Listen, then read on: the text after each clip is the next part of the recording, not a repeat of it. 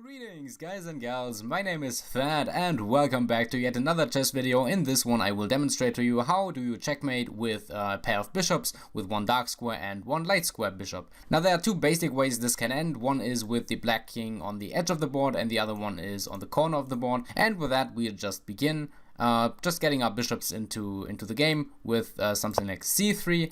This king of course wants to stay as far away as possible from the edge and the corner, so he just go e7, and we just bring our other bishop into the game with d3.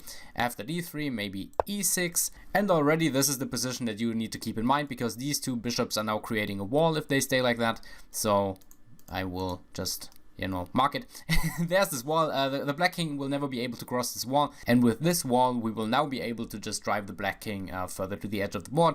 Let's just say e4. The black king cannot approach the light bishop as this black square bishop is slicing all the way down there, so he has to move to the side. Let's say d6, and then again d4, again completing a wall, so this king only has to move to the side or back.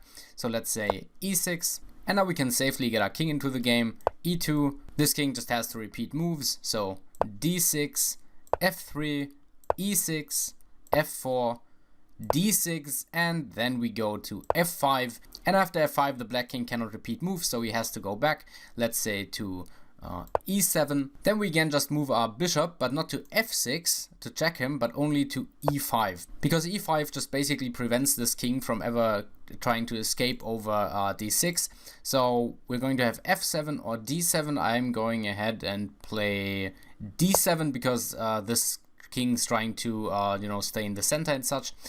So after that we just play d5. Remember our wall here that we have created, that this king should not escape, cannot escape, because he's just cased in here. So he has to move back onto the side. Let's say he moves back to e7, repeating moves.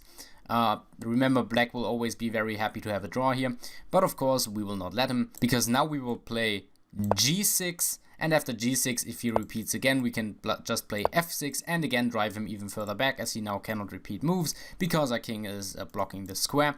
So let's say we have e8. The black king of course is always trying to stay in the center, and we already have a chance of mate here. This is the mate on the edge of the board, and as far as I am concerned this mate cannot be forced, as this king can always escape to d8. But if he in fact does not escape to d8, we can just play bishop f7, and if he truly doesn't see that mate coming, then he will play f8, and we can just play bishop d6, and this is of course mate, as the black king cannot escape, and yeah, dark square bishop just delivers mate here. Now this is the mate on the edge of the board. Like I've said, I'm not sure that this one can be forced, because remember, after you've played f7 he can also go d8, or he can go d7, so he can just easily escape this mate.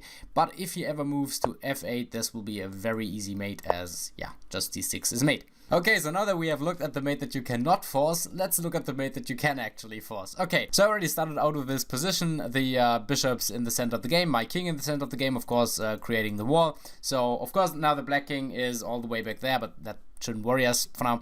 Anyway, so now this wall just marches on. Let's say bishop f5. King only has two squares to move. Let's say he wants to move closer to the center of the board with e7, or at least he tries. But then of course our wall is just coming with e5, and again the wall is right here, so this king has to move to the side. Let's say f7. So what you don't want is that this king just runs away in this general direction. You want to force him into this corner. So right now this king doesn't have that many squares to move. Remember, he cannot get past the wall. He cannot go to g7, but remember, this is actually not that good, because that is the corner we want him to be. So we want him to go to h8, so he has to go in this direction eventually. So what we're going to do now is we're going to bring our king into the game with something like a d5. He just repeats moves with e6, and after e6 again our wall is just coming a little bit closer with e6, and now he has to go back to the edge of the board. Let's say f8, and this is the key point of the game, because now the thing we definitely do not want is him to run into this direction, so we just have to cut him off. So the way we are going to do this is we need to prevent that he can reach these squares.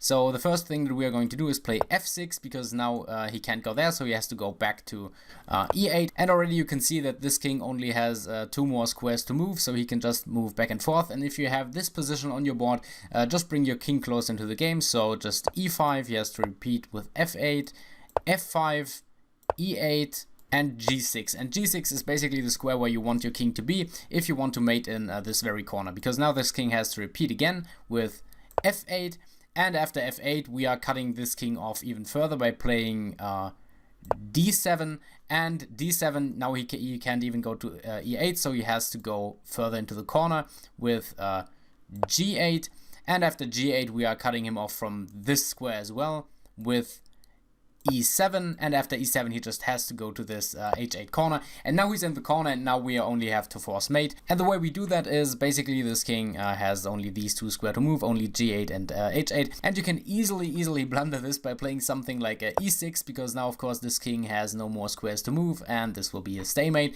And this is the third thing that you should keep in mind if you want to achieve this very mate, and it is that you have to waste a move here. So you have to play bishop a3. You can also play b4, c5, or anything like that, but basically you have to waste a move so that this king can come back to g8, and after g8 you basically just have to play e6. He has to repeat moves, he can't go there because this bishop is still eyeing this diagonal, so h8, and then you just play b2, and this is the forced mate to the corner. The king cannot escape as long as your king is just standing here. He can't go to h7. Of course he can't go back because of this bishop, and yeah, and this bishop on b2 is just mate. So I would say that the three key things that you need to keep in mind if you want to do this mate is, first of all, remember to form a wall with your bishops to just push the king back. The second, of course, being that you need to force him into a corner by just limiting his options. And the third thing that you need to keep in mind is that after you brought your king closer to the enemy king, is that you actually need to waste a move to achieve this mate, because if you don't, again, this can very easily end in a stalemate, and it's it's not a good feeling to end this game in a stalemate. Trust me, I know.